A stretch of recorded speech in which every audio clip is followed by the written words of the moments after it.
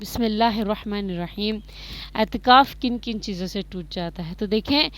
روزہ اگر آپ کا ٹوٹ گیا تو آپ کا اعتکاف بھی ٹوٹ جائے گا۔ سمجھ میں آ گئی میری بات؟ اور اگر آپ نے روزہ نہیں رکھا تو آپ کا اعتکاف بھی کسی کام کا نہیں، کیونکہ روزہ ہے تو اعتکاف ہے۔ ٹھیک ہے، میری بات سمجھ میں آ گئی؟ اگر آپ کا روزہ کسی وجہ سے ٹوٹ گیا یا آپ کو توڑنا پڑ گیا اپنا روزہ کسی وجہ سے، یا آپ کو بہت زیادہ تکلیف ہو رہی تھی کسی وجہ سے، آپ نے کھانا کھا لیا اور آپ کو لگ رہا تھا کہ آپ کی بیماری اس سے بڑھ جائے گی، تو آپ نے فوراً جو ہے نا اپنا افطار کر لیا، جو کہ آپ کر سکتے ہو، گناہ نہیں ہے۔ اپنی جان کی حفاظت کرنا پہلے اول درجے پر آتا ہے۔ تو آپ نے جو ہے نا افطار کر لیا تو آپ کا روزہ ٹوٹ گیا۔ ٹھیک ہے، آپ کا روزہ ٹوٹ گیا تو اسی وقت آپ کا اعتکاف بھی ٹوٹ جائے گا۔ ٹھیک ہے،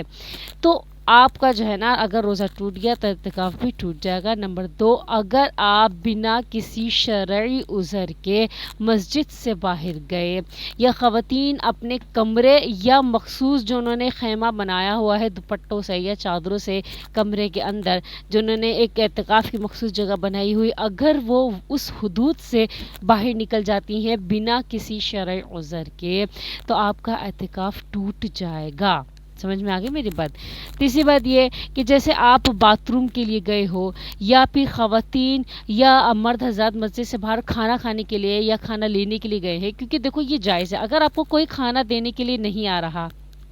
ٹھیک ہے، یا آپ کے پاس ایسے کوئی ذرائع نہیں ہے جو آپ کو کھانا پہنچا سکے، نہ خواتین کے پاس ہے کیونکہ گھر میں بیچاری اکیلی ہے تو کوئی دوسرا کرنے والا نہیں ہے، ان کو خود کو کرنا ہے، تو وہ اعتکاف سے باہر نکل کے اپنا کھانا لا سکتی ہیں یا کھانا پکا سکتی ہیں، لا کے وہ اپنے خیمے کے اندر کھائیں گی۔ اگر باہر نہ کھانا پکاتے پکاتے کھانا پک چکا ہے لیکن پھر بھی کسی کے ساتھ بات چیت کرنا شروع کر دی انہوں نے، یا بچوں کے ساتھ یا بڑوں کے ساتھ خواہ مخواہ کی گپے لگانے شروع کر دیے، یا مرد حضرات نے باہر کھانا کھاتے کھاتے کھانا کھا لیا لیکن بیٹھ کے جو ہے نا بات چیت شروع کر دی خواہ مخواہ کی، تو یہاں بھی اعتکاف ٹوٹ جائے گا۔ ٹھیک ہے، اور اگر آپ واش روم کے لیے بھی گئے ہو، قضاء حاجت کے لیے بھی گئے ہو، قضاء حاجت کے لیے جا رہے ہو،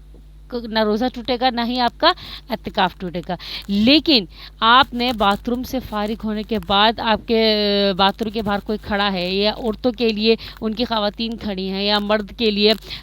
باتھ روم سے باہر مردوں کے دوست یار کھڑے ہوئے ہیں، تو اگر باتھ روم سے فارغ ہونے کے بعد آپ بات چیت میں مشغول ہو گئے تو آپ کا فوراً اعتکاف ٹوٹ جائے گا۔ ٹھیک ہے، بلا کسی شرعی عذر کے۔ ہاں، لیکن اگر آپ باتھ روم جا رہے ہو اور باتھ روم میں پہلے سے ہی کوئی موجود ہے تو آپ باہر کھڑے رہ کے انتظار کر سکتے ہو۔ ٹھیک ہے، کیونکہ آپ کو عذر ہے، آپ کو باتھ روم جانا، آپ کو قضاء حاجت ہے، اور جو ہے نا پہلے سے باتھ روم آپ کا کیا ہے بھرا ہوا ہے، تو اس کے لیے کیا ہے آپ انتظار کر سکتے ہو، اور اس دوران آپ سے اگر کوئی بات چیت شروع کر رہا ہے یا آپ بات کا جواب دے رہے ہو تو آپ بات کر سکتے ہو، اس میں اعتکاف نہیں ٹوٹے گا۔ لیکن اگر باتھ روم خالی ہو چکا ہے، قضاء حاجت کرنے والا جو اندر تھا وہ فارغ ہو کے باہر نکل چکا ہے، اور آپ جو ہے نا کھڑے ہو کے پھر بھی بات چیت میں مشغول ہو اور باتھ روم خالی ہے، تو آپ کا اعتکاف ٹوٹ جائے گا۔ ٹھیک ہے،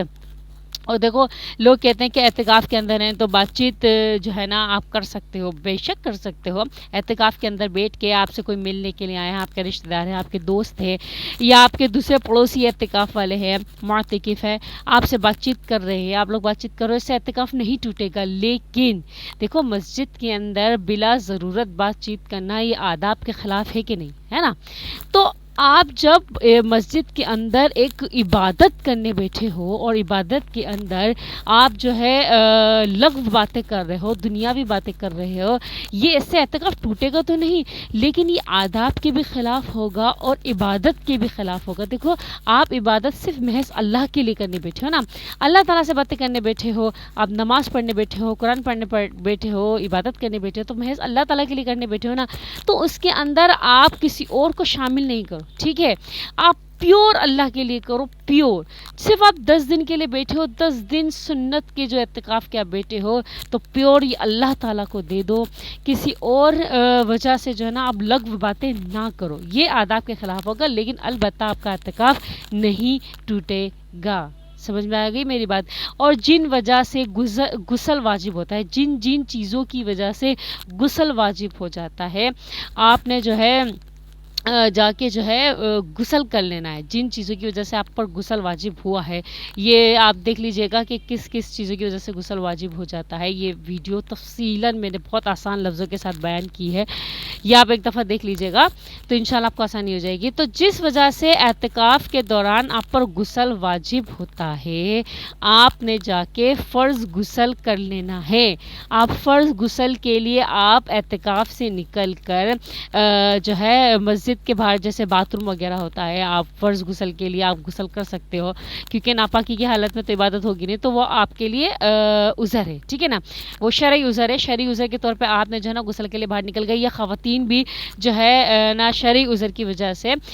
غسل کے لیے آپ باتھ روم جا سکتے ہو, حمام جا سکتے ہو. لیکن اگر آپ بولو کہ میں روزانہ میں تو نہاتا ہوں یا روزانہ نہاتی ہوں, مجھے اس کے بغیر چلے گا نہیں, اور یہ جو سب کچھ ہے نا ان سب پر قابو پانا ہوگا کہ روزانہ جو غسل کرنے والے لوگ ہیں, جو روزانہ نہانے والے لوگ ہیں, جن کی عادت بنی ہوئی ڈیلی نہاتے ہیں روزانہ, تو ان کو اس چیز کو سکپ کرنا ہوگا. کیونکہ اگر آپ بلا کسی شرعی عذر کے مسجد سے یا اپنے خیمے سے باہر نکل کر آپ حمام گئے ہو, فرض غسل کے علاوہ آپ نے ایسے ہی غسل کرا تو آپ کا اعتکاف ٹوٹ جائے گا. سمجھ میں آ گئی میری بات؟ کیونکہ آپ کی عادت ہے کہ بھائی میں تو نہاتی ہوں تو غسل کرتی ہوں روزانہ, یا آدمی کہے کہ میں تو روزانہ میری عادت ہے غسل کرنے کی, نہانے کی, تو آپ نے جو ہے نا روزانہ جیسے کی بنیاد پر آپ نے اعتکاف کے دوران بھی آپ صبح اٹھے, آپ کا حالانکہ غسل فرض نہیں تھا آپ کے اوپر, لیکن پھر بھی آپ نہانے چلے گئے ہو, تو آپ کا اعتکاف ٹوٹ جائے گا کیونکہ یہ شرعی عذر کے خلاف تھا. آپ کو شرعی عذر تھا ہی نہیں, آپ کو غسل فرض تھا ہی نہیں, آپ تو پاک تھے, لیکن آپ کی چونکہ عادت تھی تو آپ نے عادت کو مد نظر رکھتے ہوئے آپ نہانے گئے تو آپ کا اعتکاف ٹوٹ جائے گا. سمجھ میں آ گئی میری بات؟ تو یہ چھوٹی چھوٹی باتیں ہیں جن پر جو ہے نا کو سمجھ کر آپ نے اعتکاف کے لیے بیٹھنا ہے.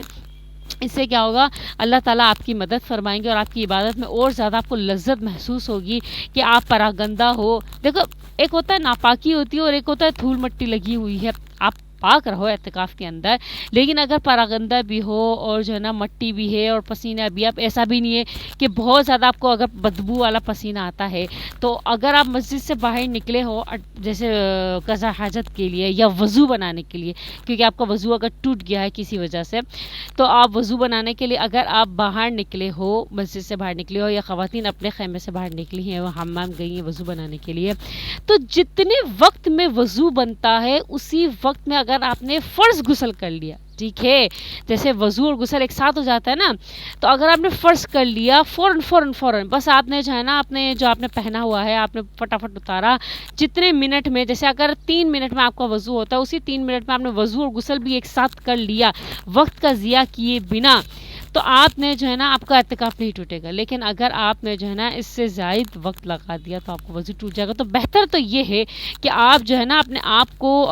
جبر کرو, اپنے اوپر برداشت کرو, جو پورا جب اعتکاف ہو جائے گا تب آپ نے جو ہے نا نہا دھو کر غسل کر کے فارغ ہو جانا, جب آپ کا اعتکاف انشاءاللہ ہو جائے گا چاند رات کو. تو جب آپ اللہ تعالیٰ کے لیے, محض اللہ تعالیٰ کے لیے پراگندہ بیٹھے ہو, یا آپ کے پاس آپ کو اسمیل بھی ہے اور جو ہے نا آپ کے پاس جو ہے نا مٹی بھی, دھول مٹی آپ کو بالوں وغیرہ پہ لگ رہی ہے, تو یہ بھی اللہ تعالیٰ کے نزدیک یہ پراگندہ لوگ بھی جو ہے نا اللہ کو بڑے پسند ہے, کیونکہ آپ محض صرف اللہ تعالیٰ کے لیے بیٹھے ہو, لیکن ناپاک نہیں ہونا, پاکی کی حالت میں آپ نے اعتکاف کرنا ہے. امید کرتے ہیں آپ کو میری بات اچھے سے سمجھ میں آئی ہو, اور جب بھی جو بھی اعتکاف اس سال میں بیٹھے گا تو ضرور مجھے اپنے دعاؤں میں یاد رکھیے گا. اور یہ میری التجا ہے آپ لوگوں سے, کیونکہ یہ طاق راتیں آپ لوگوں کو ملیں گی اور بے شک آپ لوگ طاق راتوں کو پالو گے. تو جب طاق رات آپ پالو گے تو ان طاق راتوں میں ہر طاق راتیں اور اعتکاف کے ہر دن میں اور ہر رات میں آپ نے مجھے اپنی دعا میں یاد رکھنا ہے. اور یہ میری منت ہے, میری التجا آپ لوگوں سے, کیونکہ اس سال میں اعتکاف میں نہیں بیٹھ پاؤں گی